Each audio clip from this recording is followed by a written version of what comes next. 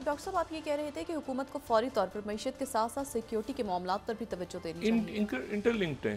Security crisis होगा तो कैसे, मुझे बताएं ना कि कैसे ये सरमायाकारी और अभी जो पीआई की निजकारी के जैसे बोर्ड्स बन रहे हैं, ये सारे काम हो रहे हैं, तो दहशत गर्दी अगर उसके और पूरी एक पूरे टारगेटेड वेल प्लान्ड आपको एक पैटर्न नज़र आ रहा है पूरा कि जी एकदम से मुल्क में दहशत गर्दी तेज़ हो गई है बहुत ज़्यादा। तो और ये उस वक्त तेज़ हुई है और जाहिर है कि हदफ इसका सरमायाकारी को रोकना है, हदफ इसका मुल्क में हिजान पैदा करना है और सी पैक और बाकी जो मंसूबे शुरू होने जा रहे हैं आने वाले दिनों में उनको रोकना है और ख़राब करना है। तो जब यानी आपने कई महाजों पे एक साथ रियासतें एक साथ लड़ाई होती हैं, मतलब है कि आप ये नहीं कि आप सिक्योरिटी पे लगे हैं तो आपने मईशत छोड़ दी, मईशत पे जो इंटरलिंक्ड हैं सारे मामला, तो ये आप जो सियासी हिजान ख़त्म हो गया।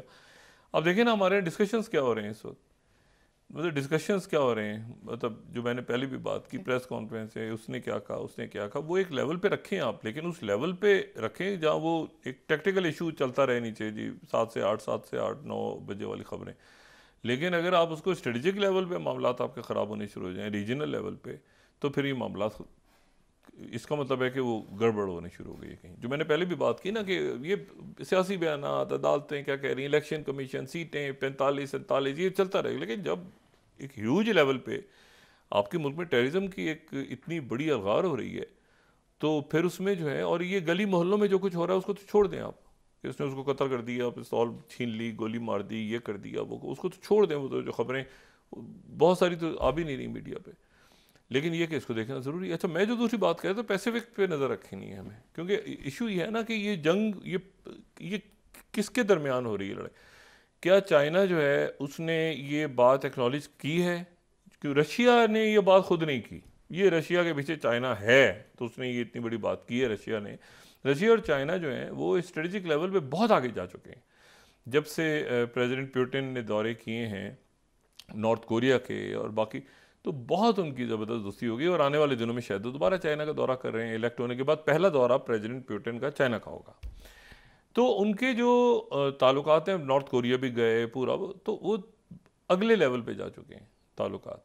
अब पहले तो सबसे पहले तो आप देखें ना कि जो ये गज़ा और गज़ा के मामले पे इसराइल के अगेंस्ट सबसे पहले तो रशिया आया, चाइना खामोश रहा।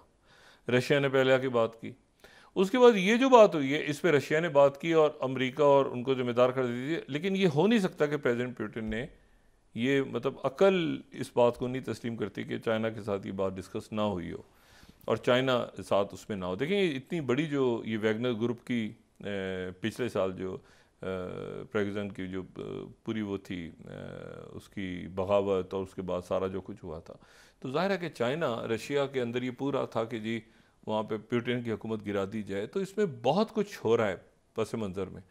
अब इशू ये है कि वो ताजिक हैं, लेकिन ताजिकिस्तान के ऊपर तो उन्होंने नहीं डाला। उन्होंने कहा ताजिक हैं बाशिंदे, बस इतना बता के वो कैसे हैं क्या है। और रशिया एफएसबी जो है ना, ये बड़ी इंटरेस्टिंग बात है कि जो उसके सरबराह हैं वो और पुतिन एक साथ रहे हैं एक दौर में, यानी वो भी जब केजीबी में थे तो ये भी केजीबी में थे। अब वो सदर बन गए हैं तो वो एफएसबी के सरबराह हैं 2008 से। तो इंटेलिजेंस चीफ और जो प्रेसिडेंट पुतिन है वो बिल्कुल 70 की दिहाई से दोस्त हैं। वो ना वो 28 साल वो भी केजीबी में थे ये कोल्ड वॉर के दौर में। तो अब ये है कि उन्होंने भी वो सारा दौर देखा हुआ है, इन्होंने भी देखा हुआ है। तो ये तो टिप से होती है ना आपकी हिस्ट्री, आपको बहुत ज़्यादा रिकॉल करना होता है और उसके बाद आप ताने बाने बुनते हैं फ़ौरन। लेकिन उन्होंने वेल कैलकुलेटेड बयान दी है। पहले खामोशी इख्तियार की, फिर प्रेसिडेंट पुतिन ने कहा कि हाँ इसमें इस्लामिस्ट हैं, लेकिन कुछ और कोई और भी है पीछे उनके, देखना ये पीछे और है, और कौन है पीछे। फिर उसके बाद उनके एफएसबी के, जब उनके, आप ये समझ लें कि एक बयान प्रेसिडेंट बाइडेन देते हैं तो वो बयान, चलें बाइडेन साहब की ज़बान पे चल गई, पॉलिटिशियन है आगे पीछे। CIA चीफ एक बयान दे दे किसी मुल्क का, तो फिर वो उस बयान की, और रशिया का एफएसबी का सरबराह ये बात करे तो उसका उसमें, और ये मैंने आपसे कहा ना कि ये यूक्रेन 2014, जॉर्जिया 2008 और उसके बाद 2022 में भी यही तमाम ये जो भी इंटेलिजेंस सर्विसेज और कैसे कहाँ अटैक करना है, क्या करना है, नेटो के सामने ये पॉलिसी उन्होंने बयान दे दी है। अब इसको बरतानिया क्या जवाब उनकी तरफ से ज़ाहिर तरदीद आएगी कि भाई आप इसको रुख मोड़ने की कोशिश कर रहे हैं। रशिया ने ये जो बयान दिया है, वहाँ की जो चैटर हो रही है वो कह रहे हैं कि उनके पास कुछ ऐसी चीज़ें हैं। अच्छा, अगर तो वो सामने लेकर आते हैं कि उनके बिठा के उनसे जिनकी कुट पड़ी है, ये जो पकड़े गए हैं लोग, ठीक है ना जी, अच्छी खासी कुट पड़ी हुई, जख्मी जख्मी सरवर जूते वूते मारकर उनको लेकर आए हैं, लेकिन सवाल ये है कि उनसे कहलवाएंगे तो उसकी तो बात ही नहीं बनेगी, उनकी कस्टडी में बयान दी है। वो ये कह रहे हैं कि जी इनके पास कुछ और भी हैं, इनके पास कोई, इन्होंने कोई रिकॉर्डिंग्स की हैं, कुछ ये किया है, उनके टेलीफोन्स भी इनके पास हैं, उसमें नंबर्स हैं, उसमें कॉल्स हैं, उसमें ये है वो है, सब तो वही ये मामला अगर सामने आते हैं। मेरा ख्याल ये है कि जो विलियम बर्न्स हैं, इस वक्त जो CIA चीफ़ हैं, वो ज़ाहिर है मॉस्को में एम्बेसडर भी रहे हैं, ये पहले चीफ़ हैं CIA के, पहले तो नहीं बहुत लेकिन गालिबन हालिया तारीख में पहले चीफ़ ही हैं जो कि डिप्लोमेट रहे हैं, बड़े डिप्लोमेट। तो ये और रशिया में रहे हैं, तो ये विलियम बर्न्स इस वक्त जो है वो उन मतलब वो समझते हैं रशिया को बहुत अच्छा। तो वो इस वक्त उसको कैसे देख रहे होंगे कि उनके काउंटर पार्ट ने एक बयान दे दिया उनके ऊपर। विलियम बर्न्स तो ये इसमें अटके हुए थे, ये जो गज़ा के अंदर और कतर में इधर उधर। लेकिन ये है कि अब वो इसको कैसे देखते हैं, कई फ्रंट्स खुल गए हैं। जो दूसरे अगली जो चीज़ हुई है ना, वो आज ये हुआ है कि जापान ने आज तारीखी फैसला किया है। जापान ने फैसला किया है कि वो इटली और बरतानिया के साथ जो कटिंग एज वेपन्स तैयार करा था, आर्टिफिशियल इंटेलिजेंस और बिल्कुल हाई टेक वेपन्स, उसमें जेट्स हैं उनके, उसमें बहुत कुछ है, उसमें वो जो है वो दूसरे मुल्कों को भी फ़रोख्त करेगा। यानी जापान ने जो 2022 में प्रोजेक्ट स्टार्ट किया था अपने वेपन्स का, जेट तैयारे बनाने का, इटालियंस के साथ और बरतानिया के साथ, वो अब दूसरी नेशंस को भी फ़रोख्त करेगा जापान। ये पहला मौका है दूसरी जंग अजीम के बाद कि जापान जो है वो अमेरिका के अलावा किसी और मुल्क के साथ उसने असला वगैरह तैयार की है और वो असला बाहर दे रहा है। जे दूसरी जंग अजीम में जब ये नागासाकी और हिरोशिमा पे गिरे थे बॉम्ब्स और उसके बाद उनका कॉन्स्टिट्यूशन लिखा गया था, उसमें यह था कि जापान की फ़ौज सिर्फ दिफा के लिए होगी, मतलब कोई एग्रेसिव यानी कोई आउटरीच नहीं करेगी। अब जापान जो है, जब से जापान के अंदर ये चाइना की थ्रेट बढ़ी है, जापानीज़ को ये फील हो रहा है कि हमें खुद यहाँ पे अपना, क्या जापान न्यूक्लियर की तरफ जाता है, ये भी एक सवाल है, क्या चाइना उसको जाने देगा न्यूक्लियर की तरफ, ये भी एक सवाल है।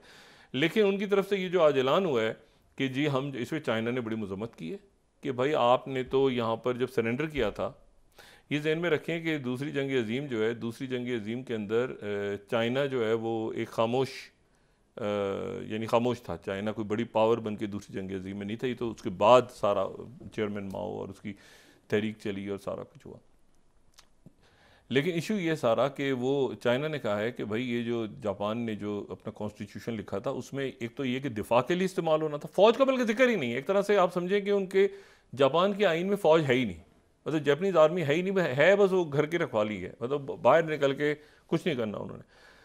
अच्छा, मतलब उन्होंने ऑफेंसिव स्टेज पे नहीं जाना, वो सारा ठेका अमेरिका ने लिया हुआ था, जो अमेरिकन मौजूद हैं बेसिस लेके वो। अब इशू ये है कि, और दूसरा ये है कि उन्होंने जो है ये वेपन्स बाहर तो देने ही नहीं थे। अब ये पॉलिसी, आज जापान की पॉलिसी तारीखी दिन है कि दूसरी जंग अज़ीम के बाद पहली दफ़ा जापान ने कहा है कि हम अपने वेपन्स को दूसरी नेशंस को भी देंगे। पाकिस्तान चाहे तो पाकिस्तान ले ले, सऊदी अरेबिया चाहे सऊदी अरेबिया ले ले, इंडिया चाहे इंडिया ख़रीद ले, मतलब अब वो अपनी इन वेपन्स को वो कह रहे हैं कि हम दूसरी नेशंस को देंगे। और ज़ाहिर है वो ऐसी नेशंस को ही देंगे जो कि जापान के करीब होंगे या जिनका जापानीज़ के साथ जो है वो आप समझ लें कि जापानीज़ शायद अमेरिका से हट के किसी और अंदाज में अपनी स्ट्रेटेजिक पॉलिसी बनाए, क्योंकि इन वेपन्स की तैयारी में अमेरिका नहीं बल्कि बरतानिया और इटली है। तो कई मुल्क ऐसे हैं जो कि अब आप देखें ना, मिसाल के तौर पे कई मुल्क ऐसे हैं जिनके अमेरिका से ताल्लुकात किसी और अंदाज में, बरतानिया से किसी और अंदाज में, इटली से किसी और अंदाज में, जापान से किसी और अंदाज में, तो हो सकता है वो एहतियात लेना शुरू करते हैं। लेकिन ये एक तारीखी लम्हा है। मैंने कहा ना, वो पैसिफिक असल थिएटर वहाँ लगना था, ये उस सारे थिएटर की वो चिंगारियाँ हैं, छोटी छोटी चिंगारियाँ जो शोले बन रही हैं, और असल जो अलाव जलना है ना, वो जलना है अमेरिका और चाइना। ये है असल लड़ाई। ये सारे साइड शोज हैं, लेकिन वो साइड शोज में ही इतनी बर्बादी हो गई है कि वो जब असल मार्का पड़ेगा तो उस वक्त दुनिया कहाँ खड़ी होगी, कहाँ पे जाएगी, और रियासतें अपने आप को कैसे संभालेंगी। और पाकिस्तान तो, मैं अब मज़ीद कुछ कहने से कासिर हूँ कि ये जो कुछ हो रहा है यहाँ पे, और तवज्जो किधर है, इश्यूज़ क्या हैं, मईशत, सिक्योरिटी, खारजा पॉलिसी, सोशल अनरेस्ट ना हो, महंगाई से लोगों की जान निकल, और यहाँ ऊपर से हो रहा है उसके वोट उसको पड़ जाएंगे, ये हो जाएगा, फलां हो जाएगा, ये सीट उसकी, फलां उसकी थी।